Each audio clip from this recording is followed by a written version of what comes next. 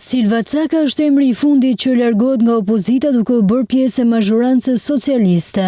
Ish deputetja e LSI-s që u shfaq në krah të Ilir Metës kur ai mori drejtimin e forcës politike do të jetë zëvendës ministre e brendshme. Vendimi është zyrtarizuar edhe në mbledhjen e qeverisë.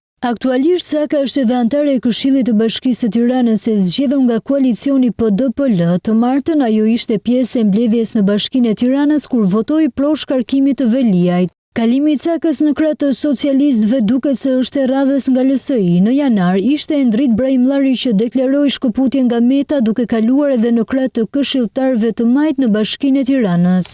Partia e Lirisë në reagimin për mediat shpreh se Caka ka mbi një vit që ka dhënë dorëheqje nga kryesia e partisë duke shtuar se ishte gjoja për të ndjekur shkollën e magjistraturës. Megjithatë, më tej shtohet se gjithkush ka të drejtë të zgjedhë ndërsa detyrën e re cilësojnë karrige pa vlerë. Në vendimet e qeverisë thuhet se nga ky post është shkarkuar Andi Mahila, ndërkaq edhe ish deputetja socialiste Dona Bilali bëhet pjesë e kabinetit si zëvendës ministre infrastrukturës dhe energjisë. Po ashtu një tjetër detyrë merr Eugena Tonini që kalon në zëvendës ministre të shëndetësisë ku nga ajo detyrë lirohet Mira Kapisyzi. Në këtë mbledhje të parë të qeverisë Rama 4 është ndryshuar fusha që do të kenë ngarkim 15 ministri duke u përputhur në riorganizimin sipas programit të ri.